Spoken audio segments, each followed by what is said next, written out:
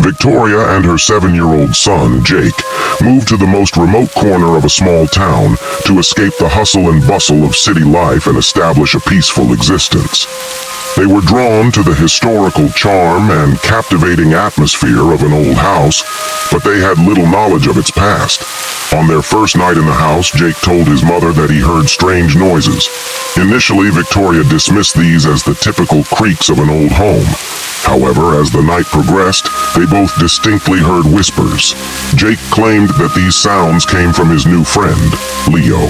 The next day, Jake told his mother that Leo was sharing information about the history of the house. At first, Victoria thought Leo was a figment of Jake's imagination, but Jake insisted that Leo was actually a child who had once lived in the house and tragically died there. Curious, Victoria decided to inquire about the house's history from the elderly residents of the town. She learned that a boy named Leo had indeed lived in the house and tragically died with his family. The townspeople generally avoided the house because of its reputation.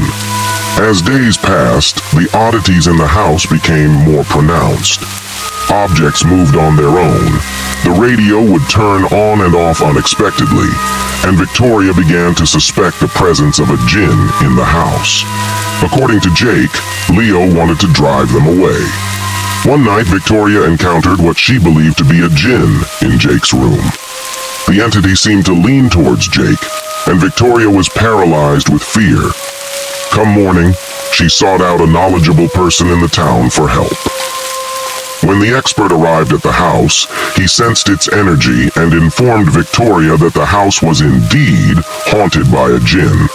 He believed this djinn was connected to Leo's spirit and did not want them there. After a long and exhausting ritual, the expert declared that the house had been cleansed and that the djinn had departed. However, Victoria and Jake, traumatized by the harrowing experience, decided to leave the house. Yet in their new place, Jake whispered to his mother that Leo hadn't left him. He was following him and would never leave him alone. The sorrow of the lake researcher Alex was assigned to a mysterious place known as the Lake of the Dead to conduct natural studies on one of the oldest lakes in Europe. The legends he had heard about this lake over the years only fueled his scientific curiosity.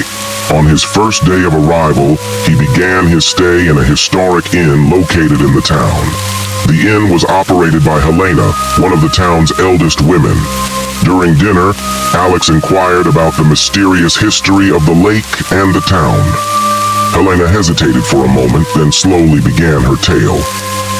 Years ago, the town was under the control of a wealthy and powerful merchant named Richard. He had fallen in love with the town's most beautiful woman, Isabella. However, Isabella's heart belonged to the town's poor fishermen. When Richard learned that Isabella's heart was taken by another, he was consumed with jealousy and rage. According to Helena, Richard ambushed the young fisherman one night and murdered him. Isabella witnessed the brutal killing of her beloved. Unable to bear this tragedy, she threw herself into the cold waters of the lake that same night. Helena's voice quivered as she continued. That night, the lake changed. Every year, on the anniversary of that terrible event, a mist appears over the lake. And if you listen closely, you can hear a lament coming from the depths. Lying in bed that night, Alex felt the mournful call of the lakey. At midnight, he found himself walking towards it. The surface of the lakey was covered in mist, and from afar, he could hear the sorrowful cry.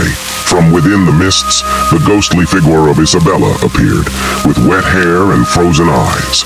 As Alex recoiled in fear, Isabella's hand reached out to him. Remembering Helena's words, he ran back to the inn in haste.